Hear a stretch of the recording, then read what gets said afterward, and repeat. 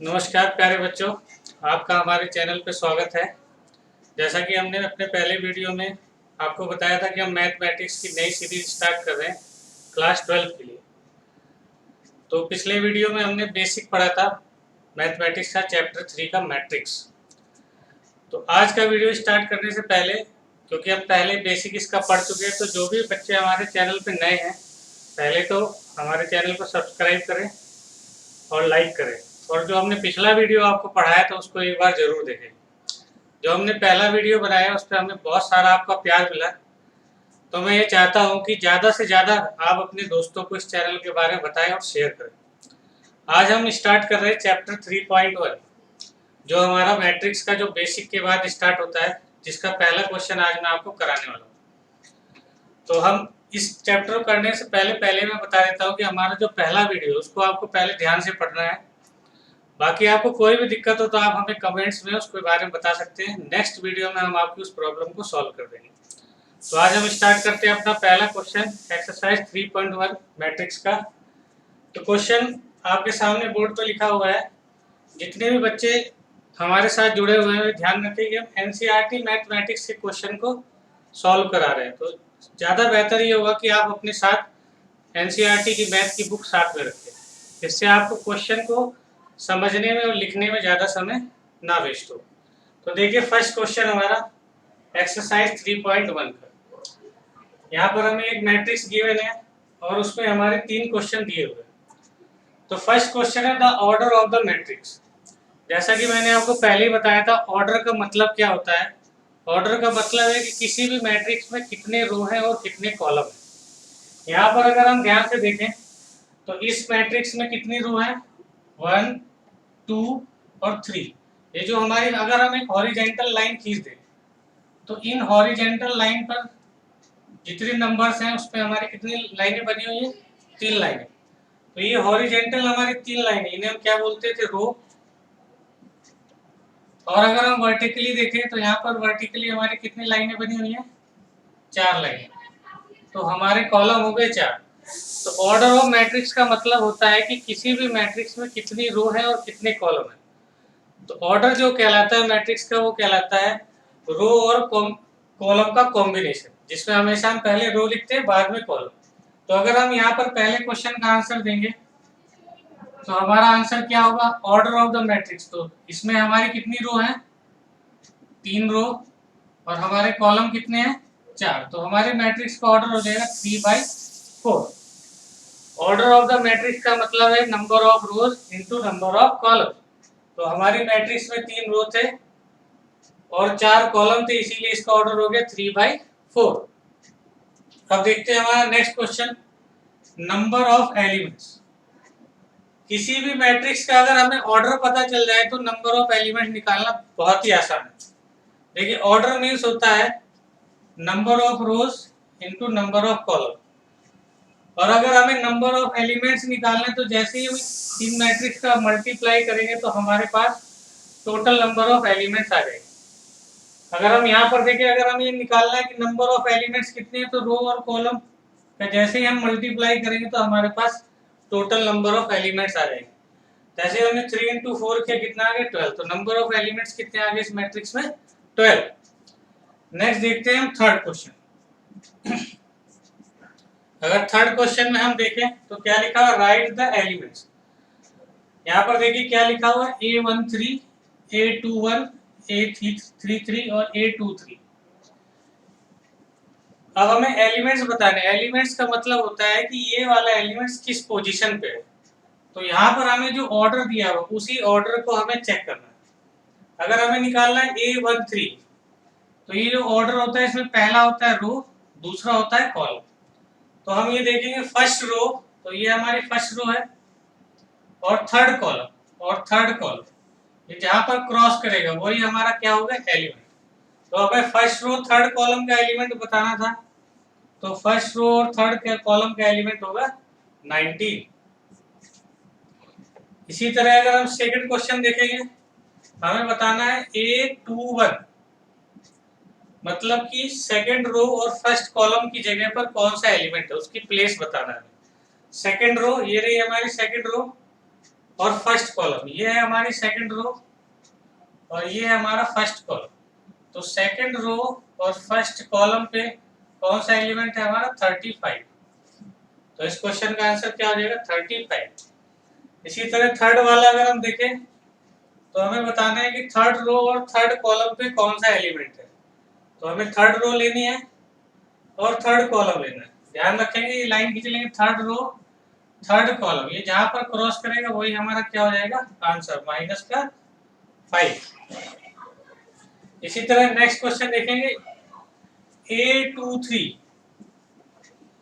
A23 का मतलब हमें सेकंड रो और थर्ड कॉलम का एलिमेंट बताना है। सेकंड रो थर्ड कॉलम, तो सेकंड रो पे हमारा ये है हमारी सेकंड रो और थर्ड कॉलम, ये जहां पर क्रॉस करेंगे सेकंड रो और थर्ड कॉलम क्या है 5/2, यही क्या होगा हमारा आंसर होगा। ध्यान से देखिए सभी बच्चों, एक बार फिर से पहले हमें बता रहा था ऑर्डर ऑफ मैट्रिक्स। तो ऑर्डर का मतलब होता है कि उस मैट्रिक्स में कितनी रो है और कितने कॉलम। पहले हम रो लिखते हैं फिर कॉलम लिखते हैं, तो हमारा ऑर्डर हो गया 3/4। फिर किसी भी मैट्रिक्स के अंदर हमें नंबर ऑफ एलिमेंट्स बताने हैं, तो उसके ऑर्डर को जैसे ही हम आपस में मल्टीप्लाई करेंगे तो नंबर ऑफ एलिमेंट्स आ जाएंगे। 3 का हमने 4 से मल्टीप्लाई किया, 4 3 जा 12, ये आ गया हमारे नंबर ऑफ एलिमेंट।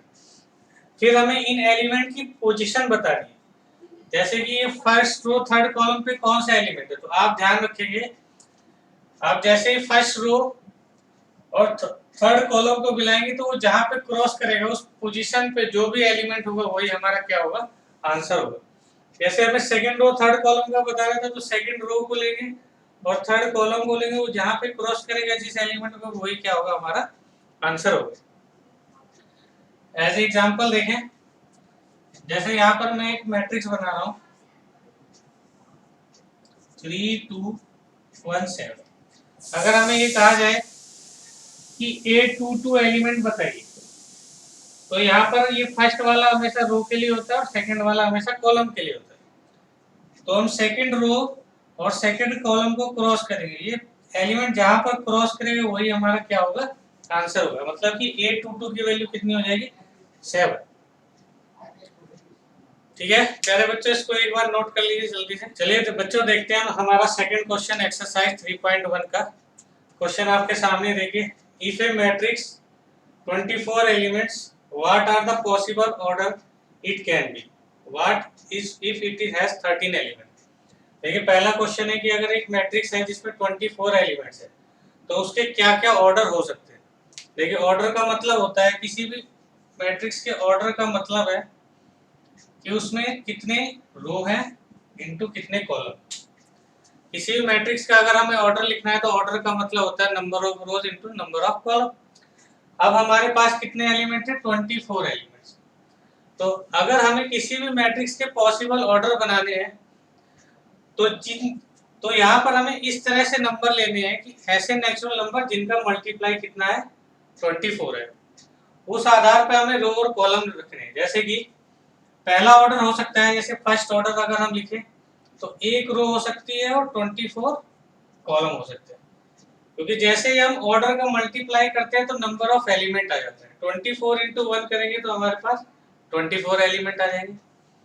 इसी तरह अगर नेक्स्ट ऑर्डर हमें लिखना है तो किस नंबर दो नेचुरल नंबर का मल्टीप्लाई 24 आएगा। तो यहाँ पर अगर हम लिखें 12 इंटू 2 तो 12 दूनी 24, तो हमारे पास टोटल एलिमेंट कितने हो जाएंगे 24। नेक्स्ट ऑर्डर क्या हो सकता है 8 इंटू 3, क्योंकि 8 इंटू 3 कितना होगा 24 ही होगा। नेक्स्ट ऑर्डर अगर हम देखें तो फिर ऐसे हमें नंबर देखने हैं कि जिनका 2 का मल्टीप्लाई नेचुरल नंबर का 24 हो, तो हम क्या लिख सकते हैं 6 इंटू 4। नेक्स्ट इसी तरह अगर हम देखें तो और क्या हो सकता है, अगर और देखें हम तो ऐसे सारे नंबर हमें ले लेने जिनका मल्टीप्लाई क्या हो 24 हो। तो इसके बाद अगर हम देखें 6 के बाद तो हम क्या लिख सकते हैं 4 इंटू कितना लिखना है 24। तो यही हमारे पॉसिबल नंबर होंगे जिनका मल्टीप्लाई क्या होगा 24 एलिमेंट्स होगा। इनको अगर हम चाहें तो अब हम इनको रिपीट करके लिख सकते हैं। ये भी हमारा ऑर्डर हो सकता है कि 24 रो हो 1 कॉलम हो, दूसरा 2 रो हो 12 कॉलम हो, या फिर 3 रो हो 8 कॉलम हो, या फिर 4 रो हो 6 कॉलम। तो total possible number of orders ये हो सकते हैं किसी भी एलिमेंट के। तो यहाँ पर देखेंगे 24 इंटू 1। तो ये नंबर ऑफ पॉसिबल ऑर्डर्स हो सकते हैं। ध्यान रखेंगे ऑर्डर और एलिमेंट में क्या रिलेशन है, ध्यान रखना है। ये ऑर्डर का मतलब होता है रो इंटू कॉलम, मतलब कितनी रो है और कितने कॉलम है। और जैसे ही हम रो और कॉलम का मल्टीप्लाई करेंगे तो नंबर ऑफ एलिमेंट्स आ जाएंगे हमारे पास। उसके बाद एक चीज और ध्यान रखनी है कि इसका मल्टीपल हमेशा टोटल नंबर ऑफ ऑर्डर्स आने चाहिए, और वो सारे हमारे क्या होने चाहिए, नेचुरल नंबर होने चाहिए। अब इसमें क्या लिखा है कि what if it has 13 element. तो क्या ऐसा पॉसिबल है कि 13 एलिमेंट हो 24, 13 एलिमेंट हो। अब ये कह रहा है कि 13 एलिमेंट हो तो तब ऑर्डर क्या होगा। तो ध्यान रखेंगे इसमें भी ऑर्डर का मतलब क्या होता है, रो इंटू कॉलम। तो हम किस तरह से नेचुरल नंबर का मल्टीप्लाई करेंगे, 13 एलिमेंट आए तो उसका एक ऑर्डर तो ये हो सकता है कि 1 रो हो और 13 कॉलम हो, या फिर हमारा दूसरा हो सकता है 13 रो 1 कॉलम। इसके अलावा कोई भी नेक्स्ट पॉसिबल ऑर्डर नहीं हो सकता, क्योंकि हमें एलिमेंट कितने लेने 13, तो उसी हिसाब से हमें रो और कॉलम को एडजस्ट करना है। तो हम सभी जानते हैं क्योंकि ये एक ऑड नंबर है, तो 13 का मल्टीप्लाई कब आएगा, या तो 13 को 1 से करें या 1 को 30 से करें। इसके अलावा कोई भी पॉसिबल ऑर्डर नहीं बन सकता। चलिए देखिए प्यारे बच्चों, हमारा नेक्स्ट क्वेश्चन, क्वेश्चन नंबर 4, जिसके 3 पार्ट है। देखिए क्वेश्चन क्या दिया है, कंस्ट्रक्ट 2x2 मैट्रिक्स। देखिए एक चीज समझिए, यहाँ पर क्या दे रखी है 2x2, मतलब कि ये क्या है, हमारी स्क्वायर मैट्रिक्स है। हमने पहले ही पढ़ा था कि ऐसी मैट्रिक्स जिसकी रो और कॉलम सेम होती है वो क्या होती है, स्क्वायर मैट्रिक्स होती है। तो यहाँ तो इससे देखने से हमें पहले ही पता लग रहा है कि ये जो भी है हमारी एक स्क्वायर मैट्रिक्स है, मतलब कि जिसमें जितनी रो है उतने ही कॉलम है। अब हमें 2x2 की एक मैट्रिक्स बनानी है जिसमें नंबर ऑफ एलिमेंट्स हमें दिए हुए हैं। एक इक्वेशन दी है ए आई जे आई प्लस जे का स्क्वायर अपॉन 2।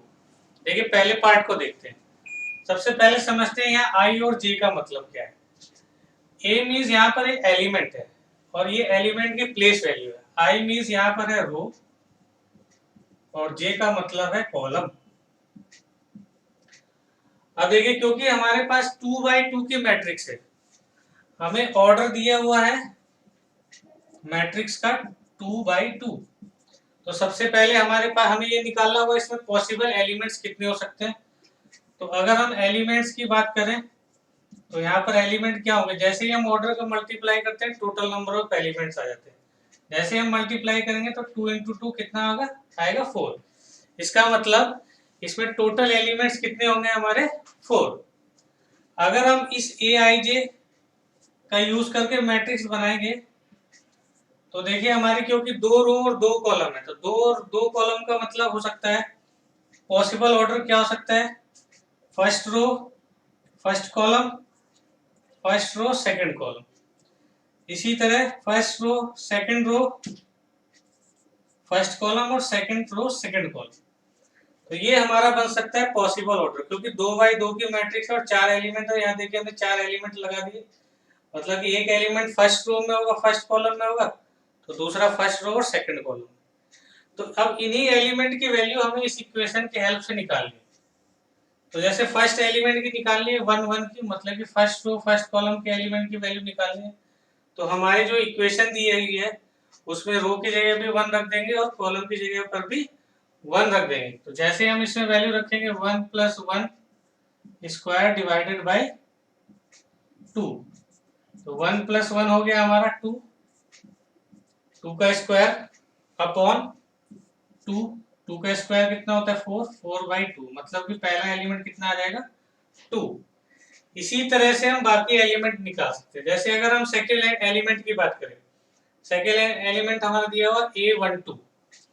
अगर हम A12 की वैल्यू निकालेंगे तो यहाँ ध्यान रखेंगे रो की जगह 1 रख देंगे और कॉलम की जगह 2 रख देंगे। इसे सॉल्व करेंगे तो 1 प्लस 2 का square upon divided by 2, 1 plus 2 कितना हो जाएगा 3, 3 का स्क्वायर डिवाइडेड बाई 2 मतलब कि 9/2।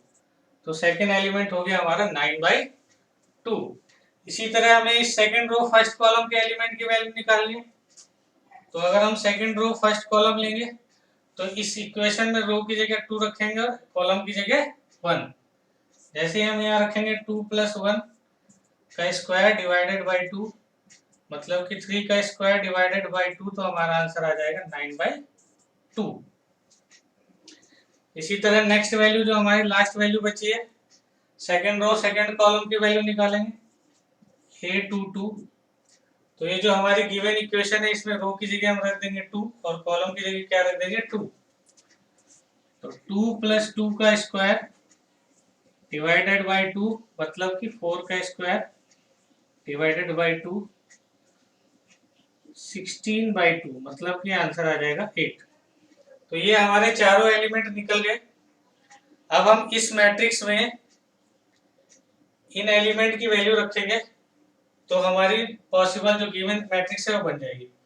तो हमारी मैट्रिक्स अगर हम देखें तो क्या बनेगी, फर्स्ट एलिमेंट हमारा निकला हुआ है A11, कितना निकला हुआ है 2, तो उसकी जगह रख देंगे 2।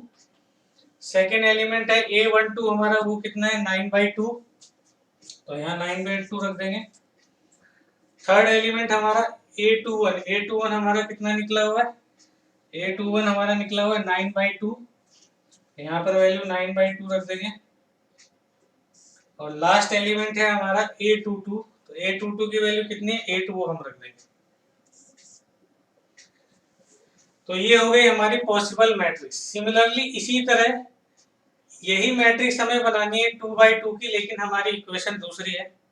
सेम यही मेथड अपना के हम इनकी, इसकी और इसकी भी वैल्यू निकाल सकते हैं। चलिए देखिए अब हमारा सेकंड क्वेश्चन, क्वेश्चन नंबर 4 का सेकंड पार्ट। अभी हमने फर्स्ट पार्ट देखा, अब देखिए सेकंड पार्ट। सेकंड पार्ट में भी हमारा वही है कि मैट्रिक्स हमारी स्क्वायर मैट्रिक्स है 2/2 की, मतलब कि 2 रो 2 कॉलम है, तो टोटल नंबर ऑफ एलिमेंट 4 होंगे। तो पॉसिबल ऑर्डर क्या हो सकता है, 2/2 का मतलब उसमें 2 रो होंगी और 2 ही कॉलम होंगे, इसीलिए हमने 2 रो 2 कॉलम बना दी। और हमें जो ये इक्वेशन दी उसकी हेल्प से हम इस मैट्रिक्स की वैल्यू निकालेंगे। जैसे अगर हम फर्स्ट वैल्यू निकालें तो हमें क्या निकालना, 1 1। तो मैंने बताया ये है हमारी रो और जे का मतलब है कॉलम, तो रो की जगह भी हम 1 रख देंगे, कॉलम की जगह भी 1 रख देंगे। 1/1 हमारा कितना हो जाएगा 1। तो A11 की वैल्यू कितनी आ गई 1। इसी तरह अब हम निकालेंगे A12 की value, first row second column की वैल्यू। तो रो की जगह हम 1 रख देंगे और कॉलम की जगह 2, तो आंसर आ जाएगा हमारा 1/2। इसी तरह हम वैल्यू निकालेंगे सेकंड रो फर्स्ट कॉलम की। तो रो है हमारी सेकंड, इस इक्वेशन में रख देंगे और कॉलम है हमारा 1, तो 2/1, इसका मतलब आंसर आ गया 2। और इसी तरह जब हम नेक्स्ट की वैल्यू निकालेंगे A23, तो A23 की वैल्यू हो जाएगी सेकंड रो थर्ड कॉलम। तो रो है हमारी आई की जगह 2 रख देंगे और कॉलम है हमारा 3, तो ये आएगा 2/3।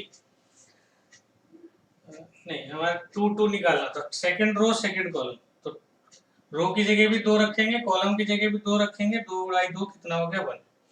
तो हमारी पॉसिबल नंबर मैट्रिक्स क्या आ जाएगी, हमें मैट्रिक्स निकालनी थी ए, तो ए मैट्रिक्स की वैल्यू क्या आ जाएगी, अगर हम देखें तो हमने A11 क्या निकाला है 1 1, 1 1 की वैल्यू 1 है, उसकी जगह रख देंगे। 1 2 की वैल्यू कितनी है हमारी 1/2, वो उसकी जगह रख देंगे। नेक्स्ट है हमारा A13, तो A21, तो A21 की वैल्यू कितनी है हमारी 2, तो यहाँ रख दी हमने। और A22 की वैल्यू कितनी आ गई 1, तो ये हो गई हमारी मैट्रिक्स।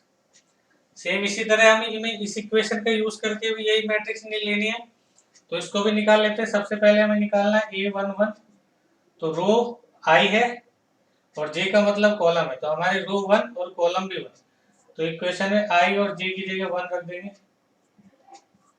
इसका स्क्वायर करेंगे, 1 + 2 का स्क्वायर डिवाइडेड बाई 2, मतलब 2 और 1 कितना हो गया 3। तो सभी को पता है 3 का स्क्वायर कितना होता है 9, 9/2 आ जाएगा। आगे देखते हैं नेक्स्ट। इसी तरह हमें वैल्यू निकालनी A12 की, तो इसी इक्वेशन में रो की जगह रख देंगे 1 और कॉलम की जगह रख देंगे 2। तो 1 + 2 × 2 का स्क्वायर डिवाइड बाई 2, मतलब कि 1 + 4 का स्क्वायर डिवाइडेड बाई 2, 5 का स्क्वायर डिवाइडेड बाई 2 मतलब कि आ जाएगा 25/2। ठीक है, इसको इधर देखते हैं।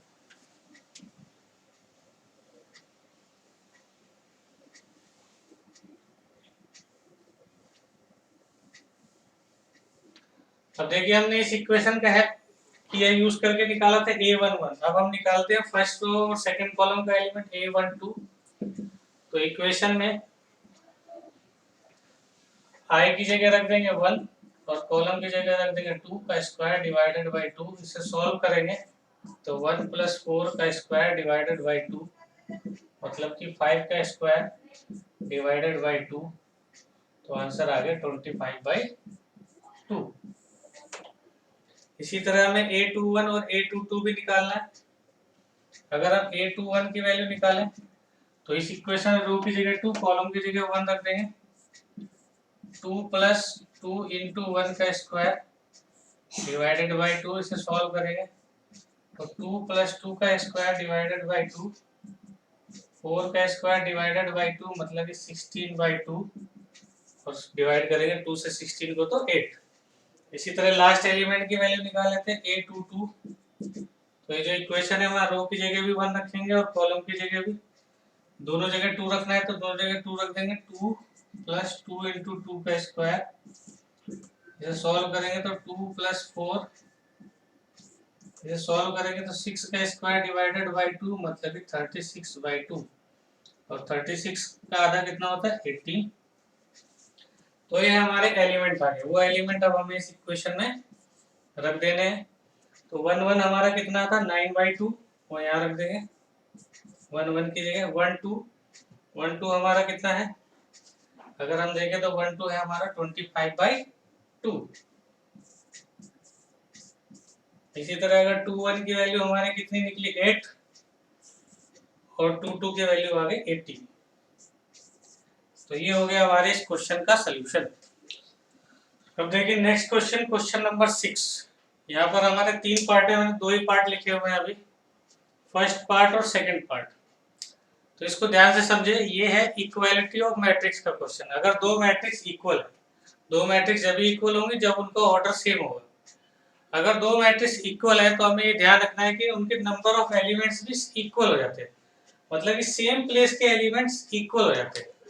जैसे कि अगर इस फर्स्ट क्वेश्चन की अगर मैं बात करूं तो यहाँ पर ये जो फर्स्ट एलिमेंट है इसको अगर हम 4 को देखें तो ये किस रो में है, फर्स्ट रो में और फर्स्ट कॉलम में। इसी तरह यहाँ पर अगर हम y को देखें तो ये भी किस रो में है, फर्स्ट रो में और फर्स्ट कॉलम में। तो सेम प्लेस के क्वेश्चन जो एलिमेंट है अगर मैट्रिक्स इक्वल है तो वो एलिमेंट भी इक्वल हो जाएंगे। तो यहाँ पर अगर हम कंपेयर करें तो y की वैल्यू कितनी हो जाएगी 4। इसी तरह अगर हम x को देखें तो x किस रो में है, सेकंड रो में फर्स्ट कॉलम में, और यहाँ पर सेकंड रो फर्स्ट कॉलम में कितना है 1। तो यहाँ पर x की वैल्यू कितनी हो जाएगी 1। ये इसका आंसर है। हमें x और y की वैल्यू निकालनी थी। इसके बाद देखिए z की वैल्यू। तो ये एलिमेंट किस रो में, फर्स्ट रो सेकंड कॉलम में, और z भी किस जगह पर है, second first row second column में। तो z की वैल्यू कितनी हो जाएगी 3। इसी तरह देखिए सेकंड क्वेश्चन। सेकंड क्वेश्चन में भी हम कंपेयर करेंगे तो x + y की वैल्यू किसके बराबर हो जाएगी 6 के, क्योंकि दोनों सेम प्लेस पर है। इसी तरह 5 + z की किसके बराबर हो जाएगा 5 के। तो यहाँ से हम आसानी से 5 की वैल्यू निकाल सकते हैं। 5 उधर चला जाएगा तो z बराबर हो जाएगा 5 - 5, तो z की वैल्यू आ जाएगी 0। इसी तरह अगर हम इसको कंपेयर करें एक्स वाई को तो एक्स वाई किस प्लेस पर है, जहाँ पर 8 है, तो एक्स वाई की वैल्यू आ जाएगी 8। अब हमें यहाँ से x + y और एक्स वाई, ये दो इक्वेशन है, इनकी हेल्प से हमें क्या करना है x और y की वैल्यू निकालनी है। तो हम पिछली क्लासों में पढ़ चुके हैं मेथड, दो इक्वेशन को, linear equation of two variable को सॉल्व करना। तो यहाँ से हम x की वैल्यू निकालने या y की वैल्यू निकालें तो कितनी हो जाएगी 8/y, और ये हम अपनी फर्स्ट इक्वेशन में इसकी वैल्यू लिख देते हैं। x + y बराबर है हमारा 6। x की वैल्यू हमने निकाल रखी 8/y। तो यहाँ पर इसे सॉल्व करेंगे तो एक क्वाड्रेटिक इक्वेशन बन जाएगी। जैसे ही हम इसका एलसीएम लेंगे तो एलसीएम लेने पे क्या आ जाएगा, 8 प्लस वाई का स्क्वायर अपॉन वाई बराबर 6।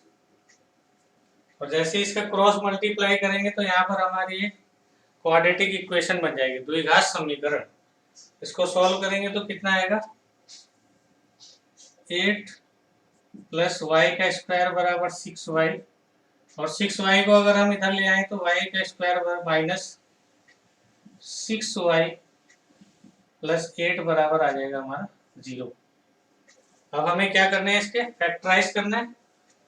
फैक्टराइज करना आपने सीखा होगा कि हमेशा हाईएस्ट पावर का कोफिशिएंट और कांस्टेंट डिजिट का मल्टीप्लाई करते हैं। 8 बन जाए कितना आएगा 8, और 8 के प्राइम फैक्टर करके जो y का कोफिशिएंट है उसको हमें क्या करना है, ब्रेक करना है इस तरह से कि जोड़ने या घटाने पे कितना आना चाहिए 6। तो अगर हम 8 के प्राइम फैक्टर करें तो क्या आएंगे, 2 4 जा 8, 2 2 जा 4, 2 1 जा 2। अब हमें ऐसी दो वैल्यू लेनी है जिनका सम कितना है 6। तो यहाँ से अगर हम सॉल्व करेंगे 2 2 जा 4 और 4 प्लस 2 6। ये आप पहले भी सीख चुके हैं, यहाँ पर सिर्फ फैक्टराइजेशन हो रहा है। अब अगर इसे हम सॉल्व करेंगे, कैलकुलेशन करेंगे, अगर 4y माइनस प्लस माइनस हो जाएगा, माइनस का 2y प्लस 8 बराबर 0। आगे हम इसे सॉल्व करेंगे तो इन दोनों में से क्या कॉमन आ रहा है, y, तो y माइनस 4, और इन दोनों में से अगर हम कॉमन ले तो माइनस का 2, तो यहाँ भी आ जाएगा y माइनस 4। ध्यान रखना है कि जब भी फैक्टराइज करते हैं तो ये दोनों ब्रैकेट कैसे आने चाहिए, सेम। और अगर ये दोनों ब्रैकेट सेम है तो इसका मतलब हमारा आंसर ठीक है। इसके बाद आगे देखते हैं, यहाँ पर इसके आगे अगर हम सॉल्व करेंगे तो y माइनस 4 पूरे में से कॉमन आ जाएगा, तो नेक्स्ट ब्रैकेट में क्या बचेगा, y माइनस 2। इसका मतलब y की दो पॉसिबल वैल्यूज हो गई, y माइनस 4 बराबर 0, तो y बराबर 4, और y माइनस 2 बराबर 0, तो y बराबर 2। अब अगर हम ये y की वैल्यू यहाँ पे रख देंगे तो हमारी x की वैल्यू निकल जाएगी। तो ये है इस क्वेश्चन का सोल्यूशन, क्वेश्चन नंबर 6 के first part and second part. Similarly इसका एक पार्ट और है, थर्ड पार्ट, जिसको हम सिमिलरली इसी तरीके से सॉल्व कर सकते हैं। चलिए प्यारे बच्चों, देखते हैं नेक्स्ट क्वेश्चन, क्वेश्चन नंबर 7। ये सेम वैसा ही है जैसा हमने अभी क्वेश्चन नंबर 6 किया था। क्वेश्चन नंबर 6 भी इक्वालिटी ऑफ मैट्रिक्स का क्वेश्चन था, और ये भी हमारा इक्वालिटी ऑफ मैट्रिक्स का, क्योंकि यहाँ पर भी दो मैट्रिक्स इक्वल दी हुई हैं। तो अगर दो मैट्रिक्स इक्वल हैं तो उनके जो सेम प्लेस के एलिमेंट होते हैं वो भी इक्वल हो जाते हैं। जैसे अगर हम इसकी बात करें तो ये वाला एलिमेंट किस प्लेस पर है, अगर हम इसको देखें तो ये फर्स्ट रो फर्स्ट कॉलम में है, तो इसके इक्वल मैट्रिक्स का भी फर्स्ट रो और फर्स्ट कॉलम का एलिमेंट क्या होगा, इसके इक्वल हो जाएगा। अगर हम दोनों को कंपेयर करें तो a माइनस बी की वैल्यू किसके बराबर हो जाएगी, -1 के। इसी तरह 2a माइनस बी की वैल्यू किसके बराबर हो जाएगी, 0 के। इसी तरह यहाँ पर अगर हम कंपेयर करेंगे तो 2a प्लस सी की वैल्यू किसके इक्वल हो जाएगी, 5 के। और 3c प्लस डी की वैल्यू किसके बराबर हो जाएगी, 13। अब हमारे पास ये चार इक्वेशन आ गई। अब हमें इन चारों इक्वेशन को सॉल्व करके a b c और d की वैल्यू निकालनी है। तो ये दो लीनियर इक्वेशन बन गई 2 वेरिएबल की, तो हम किसी भी तरीके से सॉल्व कर सकते हैं। अगर इन दोनों को ले अगर हम, तो एलिमिनेशन मेथड का मैं इस्तेमाल कर रहा हूँ यहाँ, क्योंकि ये दोनों एलिमेंट बराबर है। साइन चेंज कर देता हूँ, तो b से b कैंसिल हो गया, तो 2a में से a गया तो माइनस का a, और -1 में से 0 आएगा तो -1। इसका मतलब a की वैल्यू आ गई 1। अगर हम a की वैल्यू किसी भी एक इक्वेशन में रखेंगे तो b की वैल्यू आ जाएगी। अगर मैं फर्स्ट इक्वेशन ले लूँ तो a माइनस बी बराबर -1 है। जैसे मैं a की वैल्यू यहाँ रखूंगा तो ये 1 उधर जाके माइनस का 1 हो जाएगा, -1 तो माइनस बी बराबर आ गया -2। तो अगर हम b से माइनस कैंसिल कर दें तो यहाँ हमारी b की वैल्यू आ गई 2। तो a की वैल्यू 1 आ गई, b की वैल्यू 2। अब अगर हम a की वैल्यू इस इक्वेशन में रखें तो यहाँ से हमें c की वैल्यू मिल जाएगी 2a प्लस सी बराबर 5 है। ए की वैल्यू हमने निकाली हुई है 1, तो यहाँ रख देंगे ए की जगह 1। इसे सॉल्व करेंगे तो 2 प्लस सी बराबर 5, तो 2 उधर जाएगा, माइनस हो जाएगा, सी की वैल्यू आ गई 3। अब हमें जब सी की वैल्यू पता चल गई तो हम इस इक्वेशन का इस्तेमाल करके हम डी की वैल्यू निकाल सकते हैं। 3c प्लस डी बराबर 13 है। सी की वैल्यू हमारी 3 है, वो हम यहाँ रख देंगे सी की जगह, और इसे सॉल्व करेंगे तो 3 3 जा कितना आ जाएगा 9, तो 9 प्लस डी बराबर 13, और बाकी कैलकुलेशन है उधर जाके माइनस होगा, तो डी की वैल्यू आ गई 4। बहुत ही आसान क्वेश्चन था, जैसा कि हमने 6 क्वेश्चन में किया था सेम वैसे ही हमने इस क्वेश्चन में भी किया है।